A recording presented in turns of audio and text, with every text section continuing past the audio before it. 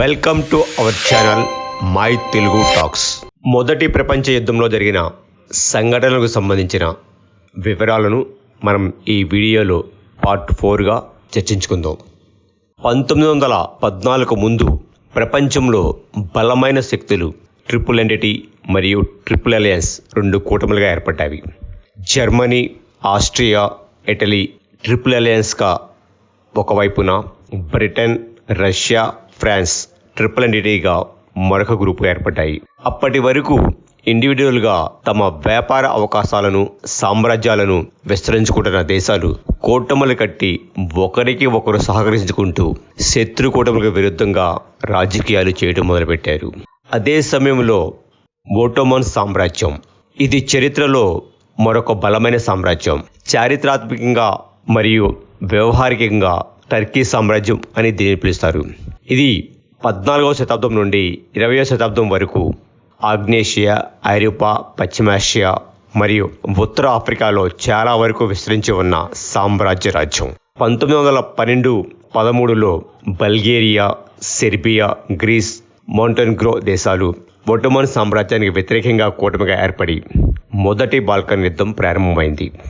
ఆ యుద్ధం ఫలితంగా ఒట్టోమన్ సామ్రాజ్యంలో భాగంగా ఉన్న యూరోపియన్ భాగాలు దాదాపుగా విభజించబడ్డాయి. తదనంతరం బల్గేరియా మరియు సెర్బియా, గ్రీన్ల మధ్య ఏర్పడిన అగాధాలు, సంఘటనలు బల్గేరియా వారిపై దాడి చేయడంతో రెండవ బాల్కన్ యుద్ధం మొదలైంది. ఆ యుద్ధంలో బల్గేరియా కుప్పకూలిపోయింది. ఒట్టోమన్ సామ్రాజ్యం ఈ అవకాశాన్ని ఉపయోగించుకొని తాను కోల్పోయిన భూభాగాలను తిరిగి స్వాధీనం చేసుకునే క్రమంలో జరిగిన సంఘటనల ఫలితమే మొదటి ప్రపంచ యుద్ధం. ఆ తర్వాత క్రమంలో 1914 జూన్లో ఆస్ట్రో హంగేరియన్ సామ్రాజ్యానికి వారసుడైన ఆర్చ్డ్యూక్ ఫ్రాంజ్ ఫెర్డినాండ్ బోస్నియా రాజధానిలో హత్య చేయబడ్డాడు. ఓ యుగోస్లావియాకి చెందిన 6 హంతకులు అతన్ని హత్య చేశారు. ఈ హత్య యొక్క రాజకీయ లక్ష్యం ఆస్ట్రియా హంగేరీ ఒట్టోమన్ సామ్రాజ్యం నుండి స్వాధీనం చేసుకున్న దక్షిణ ప్రావిన్స్లను తిరిగి స్వాధీనం చేసుకుంటూ ఆ తర్వాత వాటిని యుగోస్లావియాలో కలపడం. ఈ హత్య ఆస్ట్రియా, జర్మనీ, రష్యా, ఫ్రాన్స్, బ్రిటన్ల మధ్య 1 నెల రోజుల పాటు దౌత్యపరమైన చర్చలకు దారితీసింది. దీనినే జులై సంక్షోభం అంటారు.